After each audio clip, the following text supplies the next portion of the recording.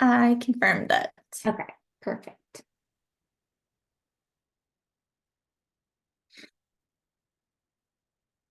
All right, I think maybe we should give it one more minute. What do you think?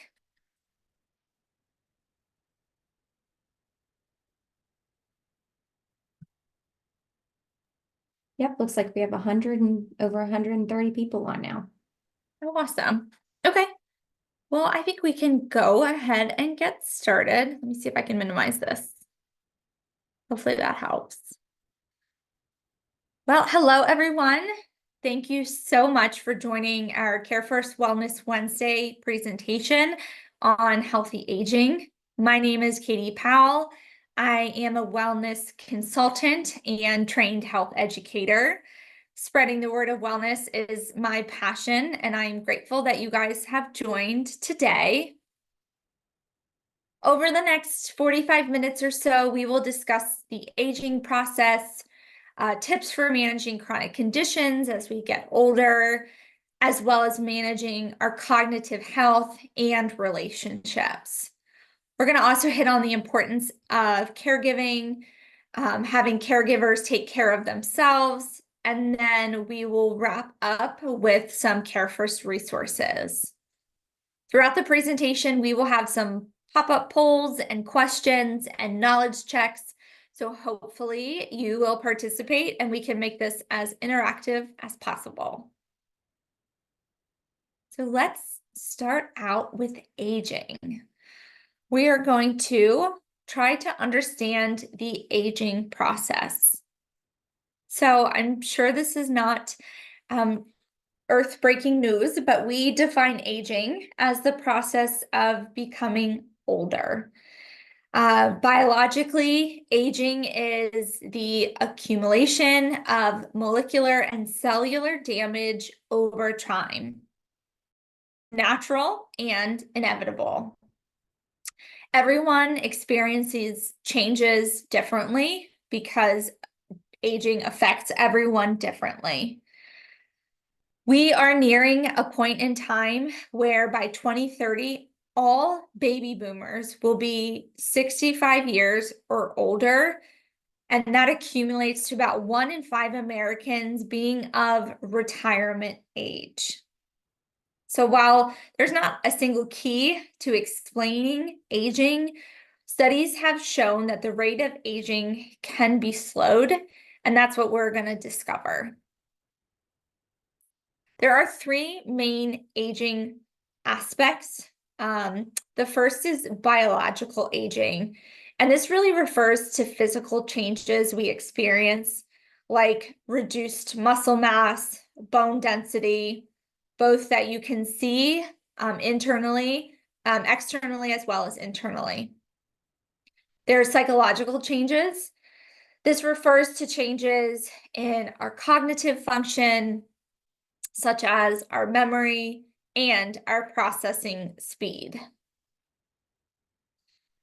Social changes is the last one, and this refers to shifts in our roles in society, in our relationships, and in social interactions.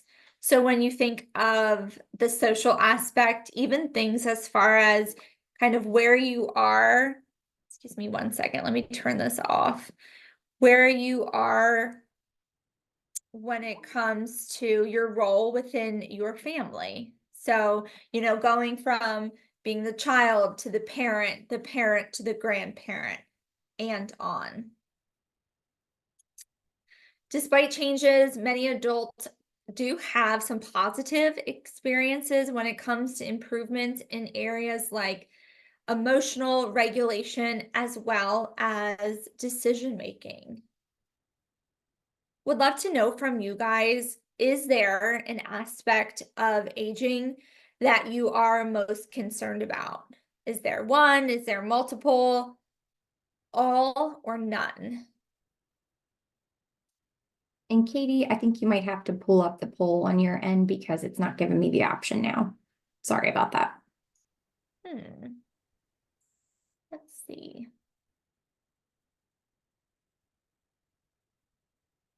Give me one second. Here we go. So what aspects of aging are you most concerned about? Oh my gosh, you guys are so great at answering so quickly. Give it another second or so.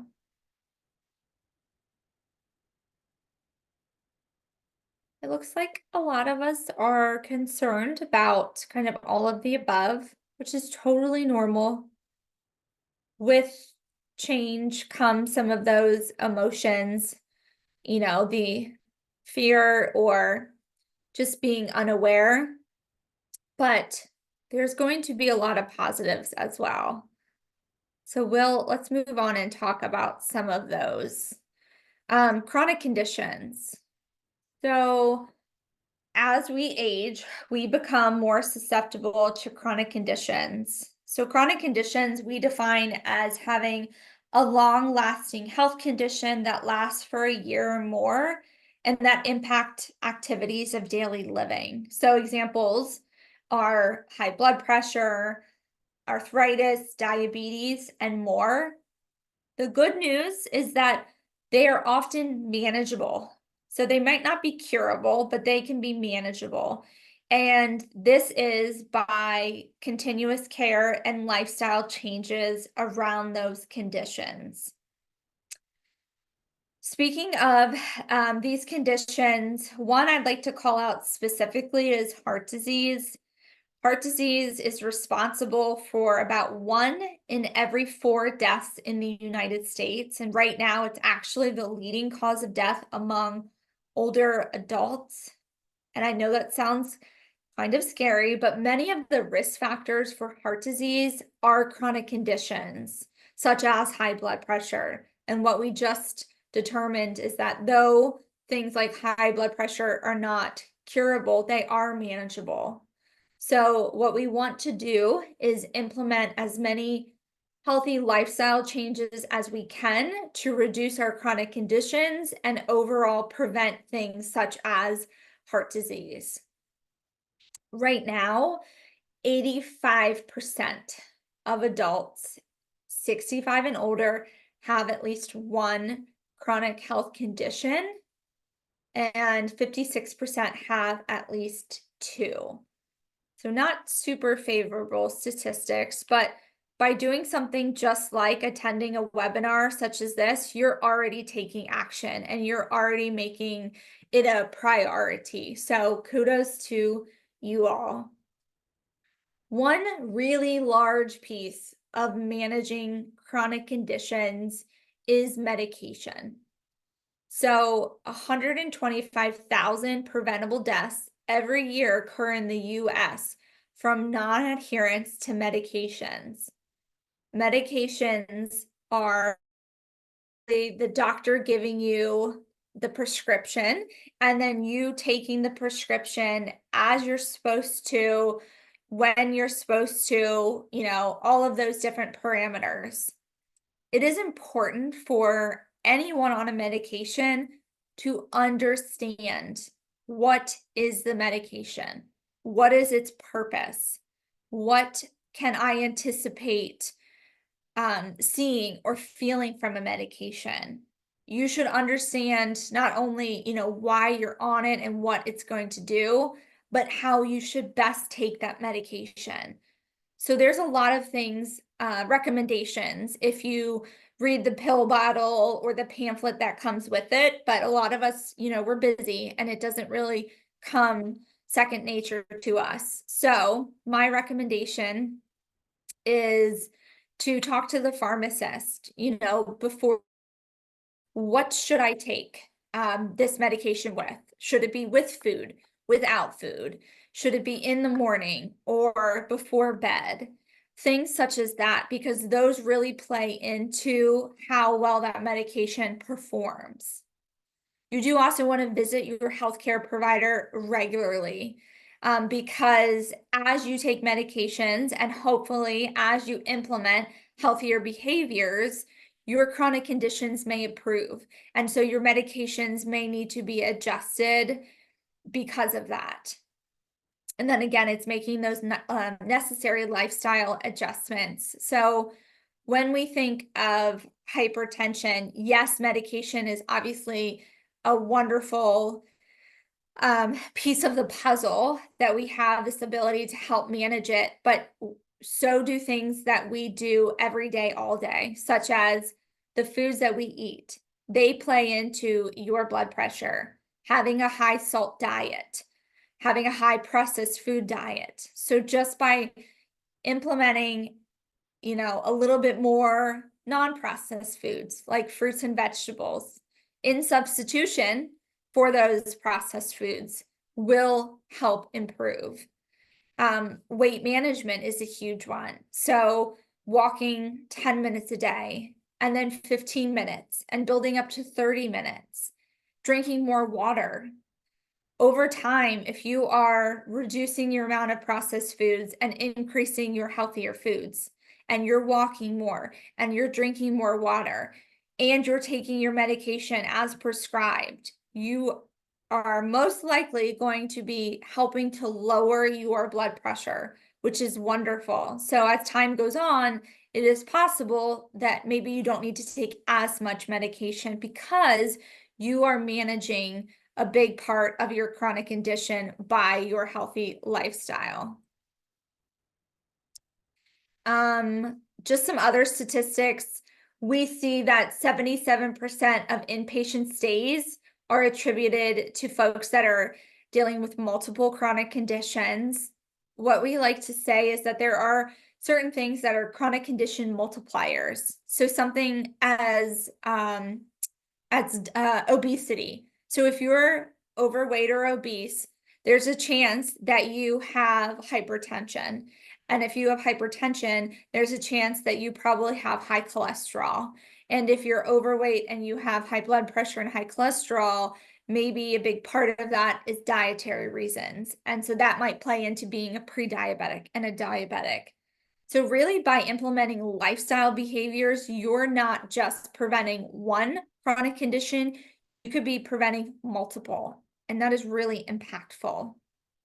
We also know that a big part of our annual spend, healthcare spend, goes to chronic conditions and mental health conditions. That is about $4.1 trillion. That's a lot of monopoly money if you were to try to compare. And then 50% of patients with chronic conditions are not taking their medications as prescribed. So that really goes into both the inpatient hospital stays as well as the healthcare spend, right? Because if we're not taking our medications, chances are we're not going to be properly taking care of our chronic conditions, which is going to increase our likelihood of needing extensive care, which costs more money. And one other little side note is that patients who do adhere to taking their prescriptions are 26% less likely to experience worsening of their conditions. So that's really a plus side. I'm one that always likes to look at the glass half full versus half empty. So while it is a lot to manage a chronic condition, there are a lot of really good benefits to doing it. I'm going to pull up the next poll. Give me 1 second. Did my poll go?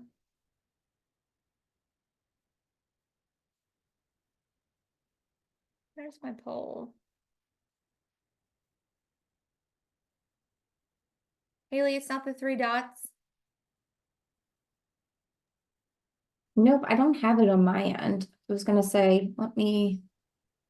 All right, so why don't we can just put this in the chat. So what percentage of patients with chronic conditions do not take their medication as prescribed? I just found it. I'm going to end poll and start the new one.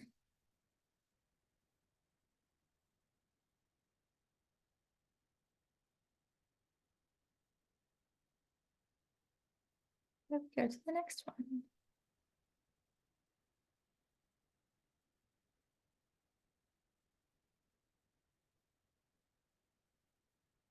All right, what percentage of patients with chronic conditions do not take their medication as prescribed? Let's see who was listening.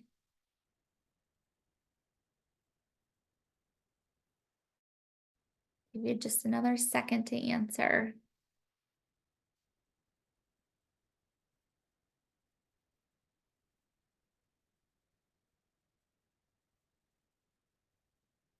All right, it looks like most of us have said 50%. So you guys were right. This was the previous slides to 50% of patients with chronic conditions. So good job with picking that one up. The next piece is staying active and healthy aging. So these are exercise tips to prevent chronic conditions. We know that being physically active plays an important role in preventing and managing chronic conditions. I think we were built truly to walk and stand and move. And as a society that's sitting more and more and more by not moving, we are not helping our overall health and well-being. So by being physically active, it will help us control our blood sugar levels, which is correlates to diabetes, pre-diabetes, or just in general, even if you do not have those.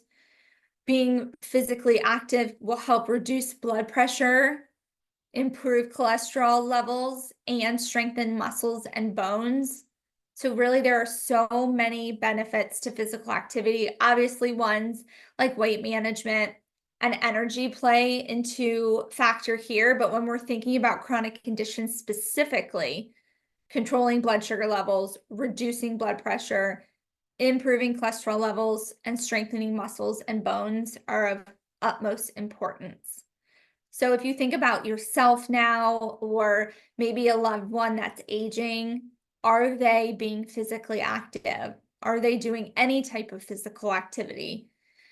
We're going to talk on the next slide about, what different tips there are, but specifically, are they doing 10 minutes or 20 minutes or 30 minutes? It doesn't all have to be at once. It can be in different increments, but it all does add up. And going back to heart disease, we know that that is the number one killer for men and women. So if you're physically active and you're over the age of 65, 25%, you are less likely to suffer from heart disease compared to sedentary counterparts. So that's another plus. Exercise tips for older adults. So remember, being active is one of the most important things. I'm sure you're kind of getting it now after all of the reminders. Here are some easy wins. So starting slow and building gradually. We don't want anyone to think, I have to exercise to reduce chronic conditions. I need to go sign up for a marathon. No, any amount of physical activity, low impact activity is going to be better than none at all. So if you're not doing anything now, or if you have a loved one that's not doing anything now, start with 5 minutes. And maybe it's 5 minutes walking around the sofa in the living room. That way, if you get tired or you're worried about falls, you have that safety guard. And then you move up to 7 minutes, and then 10 minutes. And then over time, you are building gradually to what you can do and how much you can do. Hopefully, as we age into retirement, which is going to be something we talk about, we open up a lot more time to be physically active. And it doesn't have to be, I have to walk 4 hours a day, but it could be, I'm doing a 30-minute walk and I'm gardening and, I'm playing with the grandkids, because all of that is physical activity. It is also important for older adults to start incorporating balance exercise. So balancing exercises include things like standing on one foot at a time. Always want to be mindful to not, fall during these types of exercises. So having a hand close to a wall or a chair would be beneficial. Heel to toe walking is also a good way to incorporate balance exercises. You can do this during commercial breaks or just maybe waiting for your grandkids at the bus stop, whatever it may be. Or something like Tai Chi, which really aims to improve stability. So reducing the risk of falls is going to be of most importance as we all age, because fall risk is very much a reality. So starting now is definitely just getting ahead of the game, which is great. We can also make exercise a social activity. So having an exercise buddy that keeps you going. It can be both social and physical activity. And so it doesn't really feel like, super intentional. It feels more of a good time with a friend. Maybe you start meeting a friend or a neighbor, a coworker, a family member, and you do a walk around, the lake or a nearby recreational park. That becomes kind of your new norm. Maybe it's 1 day a week and then it moves to 2 days a week. That really helps when we're building gradually. And then keeping track of your exercise progress. This is a great way to stay motivated, is to measure and celebrate your success. So I don't know about you, but I like having a tracking device because I like to see my workout. I like to be able to show that I did my 10,000 steps because it motivates me. And it also gives me that sense of accomplishment. So whether you're writing it down, maybe you're checking it off on a calendar, or you have some type of tracking device or app, it's a great way to be able to track your progress and celebrate your successes. Would love to know from you guys. Give me 1 second while I work this poll magic. Um, what, which type of exercise are you most likely to incorporate into your own routine when it comes to exercise? You guys are so quick with the polls. I'm so appreciative. We have a lot. And I really like that it's spread. So I feel like these are all really great, meaningful tips, whether it's starting slowly, incorporating balance exercises, making exercise a social activity, or keeping track. They're all very beneficial. I love it. Perfect. All right, now moving on to cognitive health and aging. So we just talked about the importance of physical health and being active as we age. Our cognitive health, maintaining that is just as important because we want to keep our brains as sharp as we can as we age. And just a reminder that cognitive health is how well we think, we learn, and we remember. So understanding cognitive aging.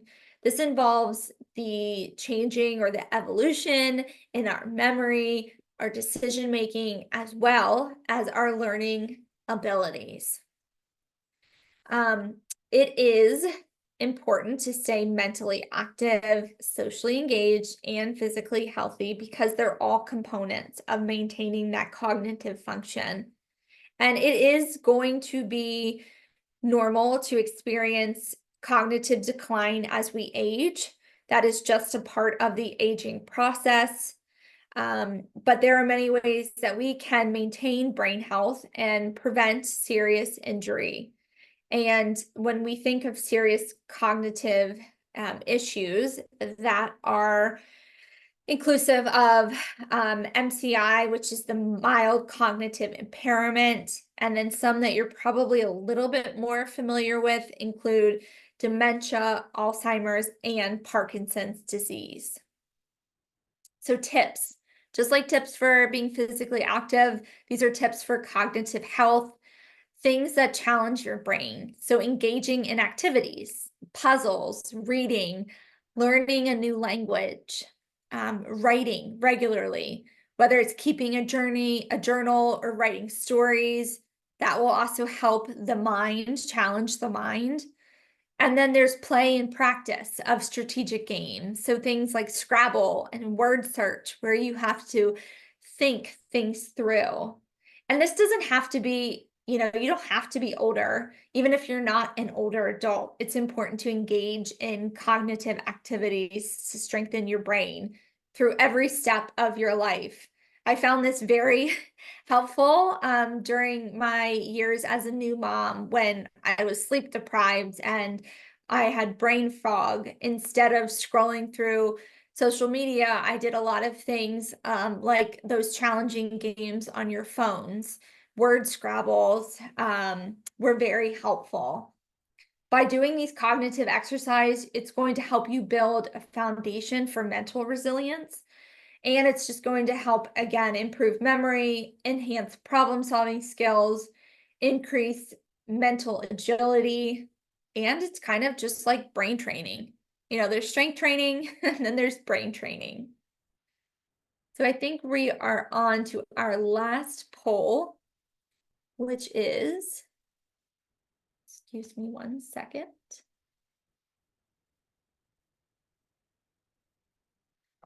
True or false? Regular social interactions can lower the risk of cognitive decline. Oops, sorry guys, wrong one. This is the third one. Looks like this one may not have been added, which is totally fine. So in the chat, put on how often do you engage in activities that challenge your brain, such as puzzles, reading, or learning something new? Put it in the chat. I'm looking at it on my other screen. I see a lot of daily. Oh, Wordle. I love Wordle.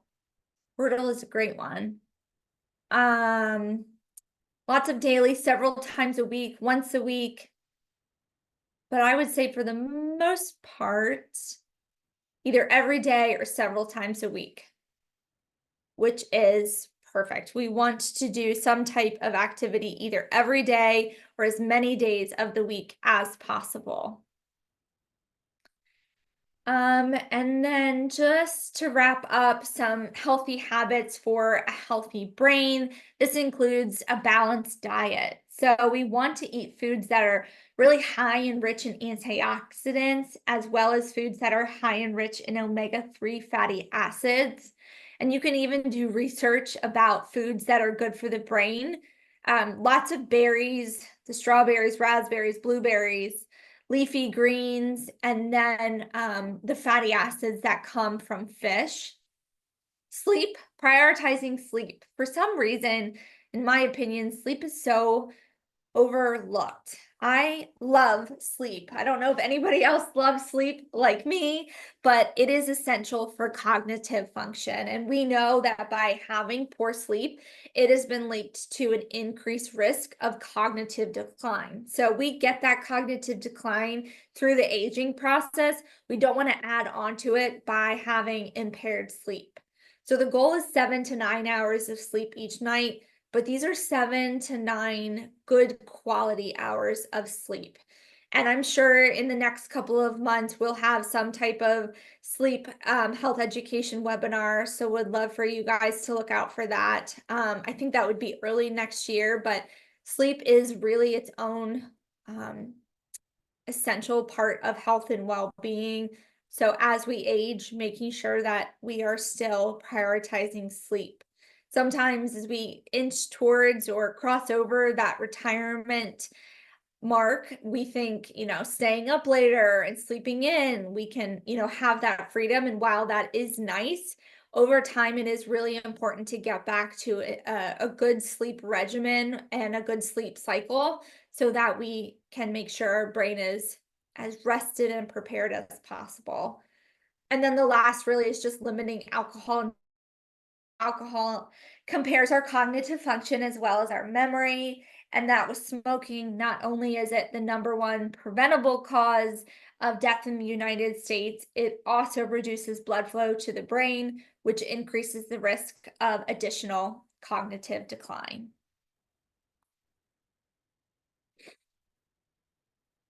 Relationships and healthy aging. So, relationships are necessary, I think, throughout all parts of our life, but especially as we age.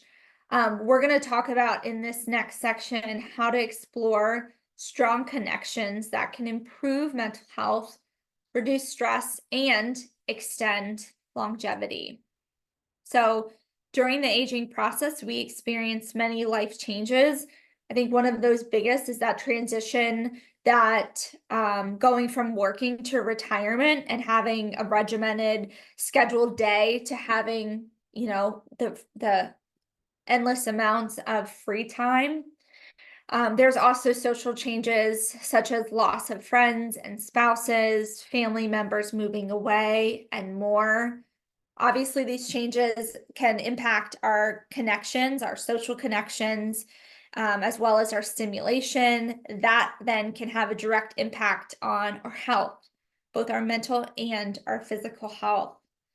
Um, One of the biggest changes and challenges that older adults face is that social isolation, especially as their circle shrinks due to health issues, relocation, life changes, and more.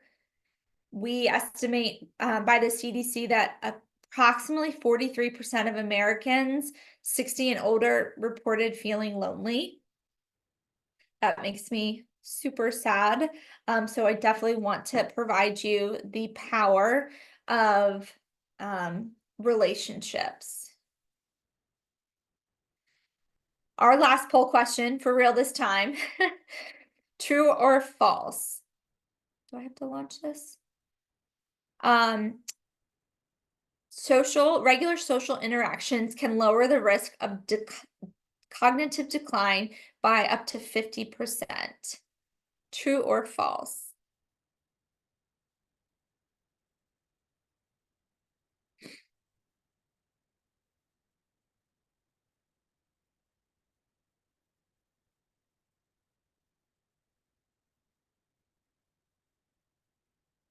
Says participants can be voting.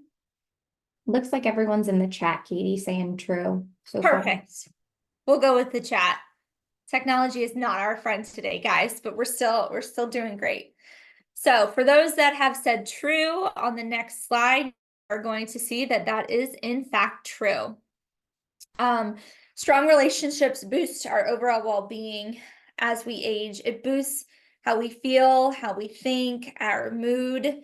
And if you are one that can engage in regular social activities, it can reduce the risk of cognitive decline by up to 50%. And 50% is a very large number.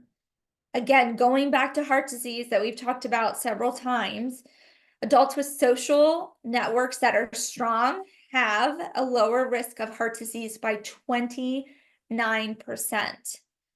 And compared to those who are socially isolated, older adults with big social circles are 55% more likely to maintain physical health. So, what can we do? How can we get there?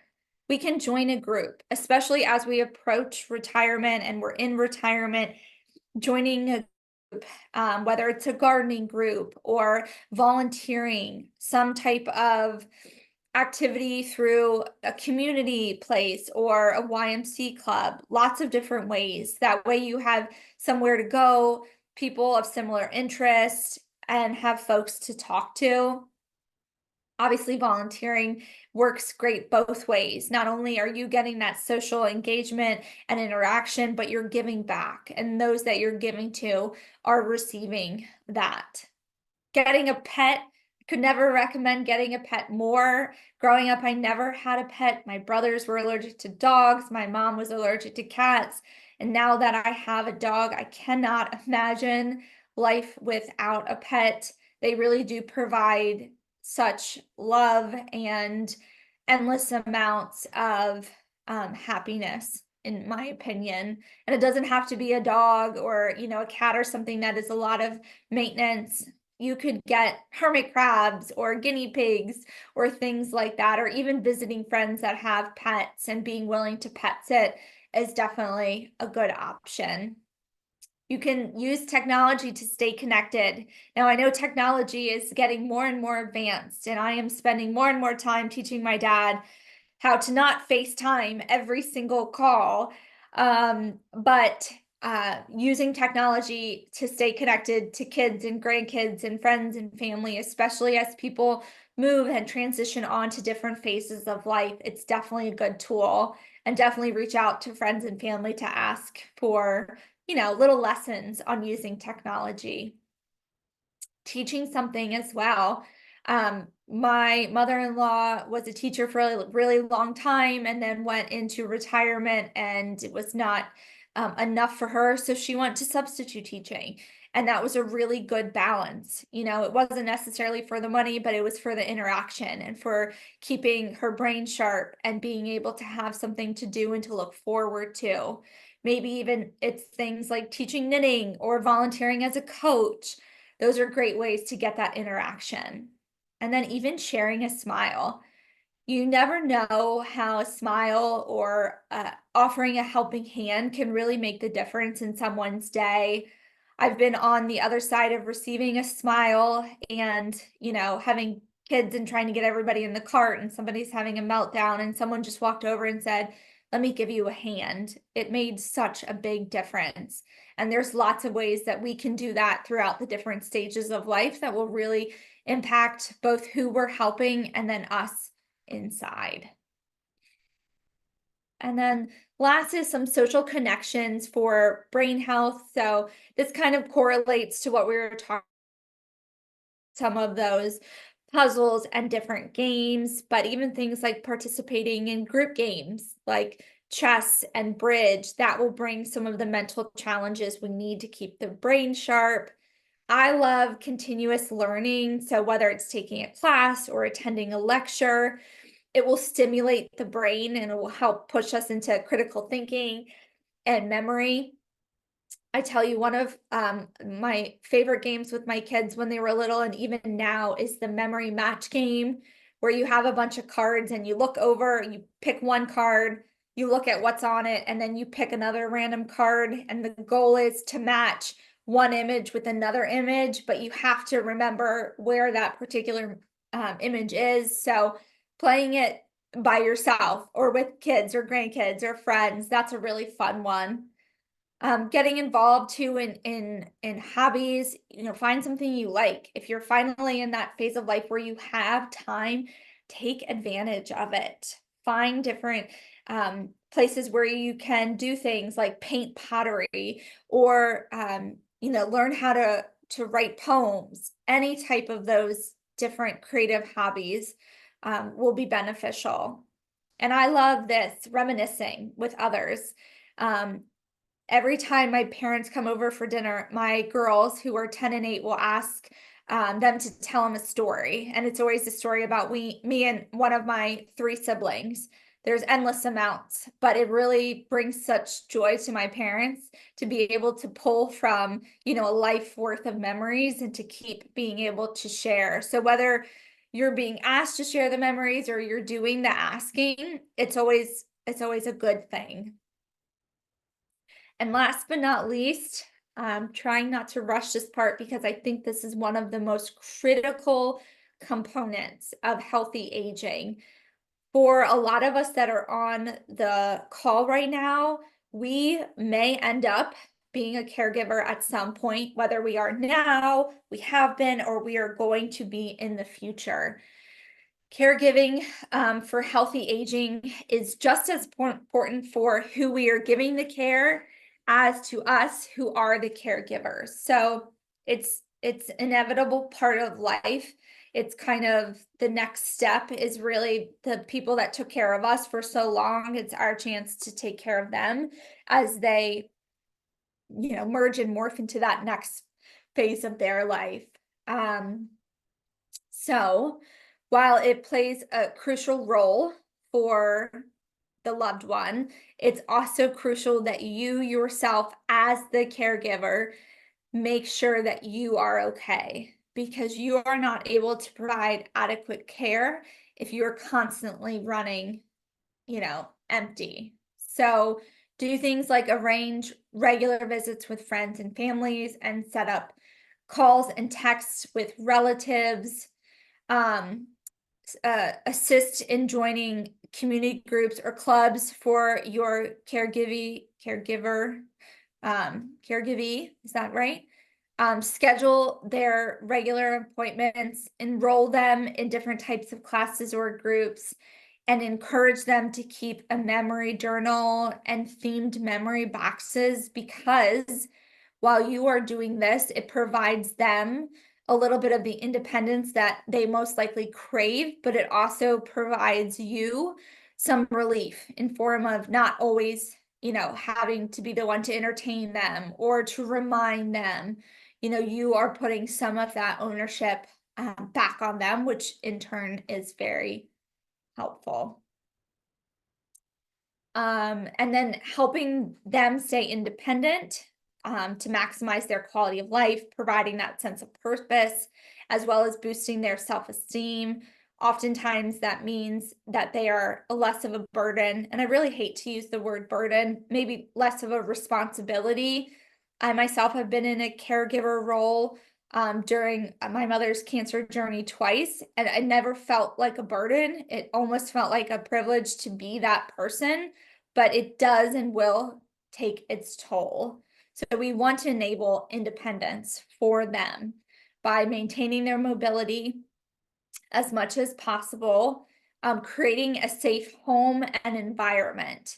So preventing falls could honestly be a whole nother 45-minute education series, but simple things is just to secure their homes, look for cords or potential fall risks, carpets and rugs, lights that switch on so that they don't have to, walk along in the dark if they're trying to go to the restroom at night. Having railings and bars, whether in the restroom or getting in and outside of the house. I've experienced having the safety buttons when my grandmother was elderly, and so she always had it around her neck, and that made both myself and my mom feel more comfortable knowing that if she really needed care, if she got in a fall or got stuck, she could access it very carefully, even though her home was as equipped as possible. And then encouraging them to explore their interests, again, making sure that they still feel independent as much as possible. But I think the most important aspect is, again, if you are taking care of yourself, your own health is just as important. You do need to continue as much as possible to be physically active, to eat a healthy diet, to get good sleep. It is okay to ask for help and for assistance, whether it be with insurance companies or family members or community solutions that are available. It can be a team approach. I know there's a lot of guilt that can go into it. So hopefully this gives you kind of that relief that it's not all on you. You need to do the best that you can for both you and who you are caregiving for. Also managing stress by relaxation and deep breathing and yoga. That just helps overall mental health and well-being. And it's something you can practice with whom you are giving caregiving support. And then again, remember asking for help when you need it. We often, as caregivers, put the needs of others before our own, but really it is important to remember that your health is needed for your caregiving, okay? If it is not a priority for you, it's going to become much harder for you to provide the care.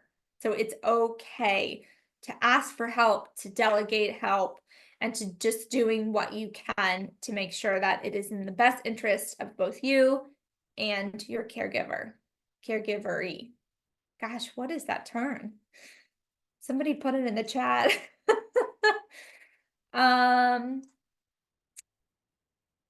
I love that. I just looked at the chat and it said Alexa Echo can help as well. That is wonderful. Okay, last section is the Care First resources. So as always, we at Care First prioritize the health and well-being of all of our members.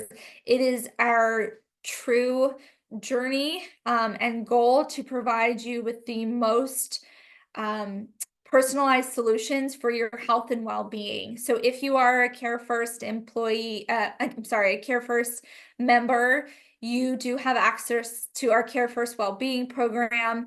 This is our personalized digital solution anytime, anywhere.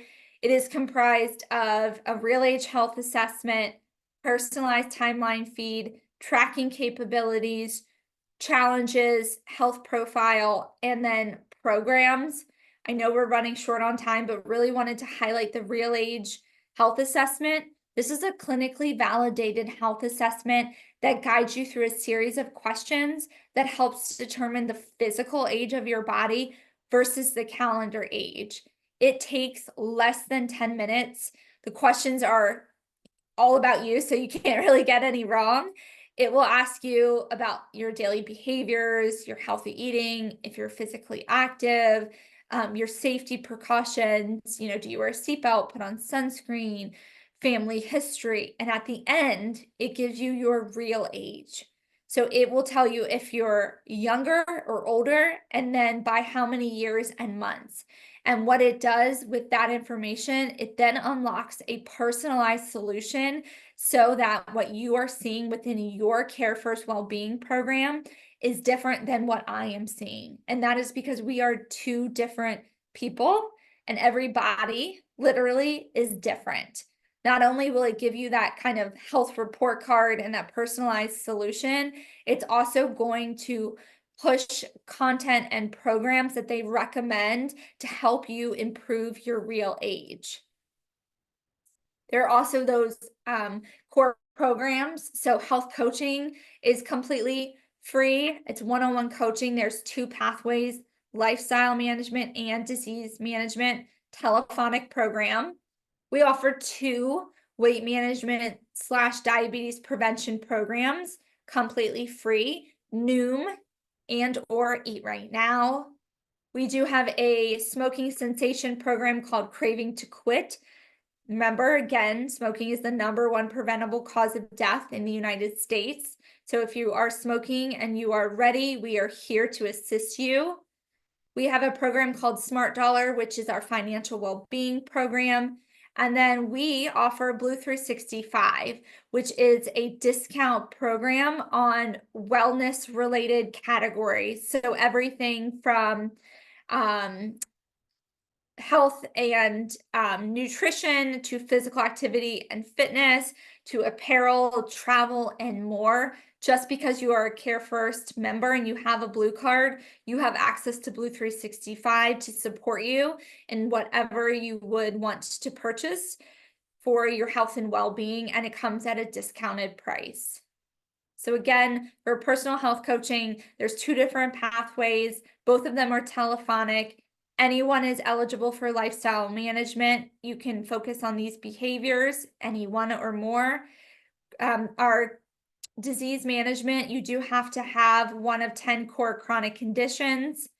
You are going to work with a health educator or certified health coach in lifestyle management. And in disease management, you will work with a clinician of sorts, usually a registered nurse, because you will go a little bit deeper into things like your medication adherence, your numbers, your recommendations by your provider.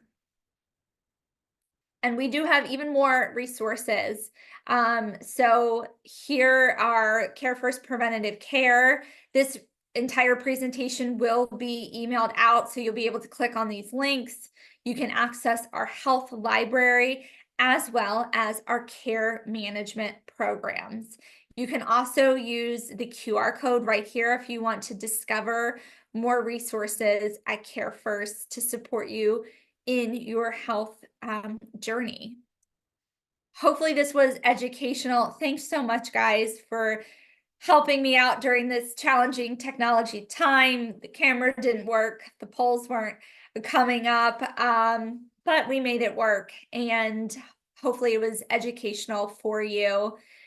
Again, this will be sent to your email, the link for the presentation, the actual slides, as well as some additional tips. House account employee, that means you work for Care First, you will be getting an email for the Wellness Wednesday webinar. And then for anyone else, please stay on. There is a short 5-question survey at the end to let us know how we did. As always, we appreciate you coming and for your attendance and your willingness to learn more about your health and well-being for you, yourself, and your loved ones.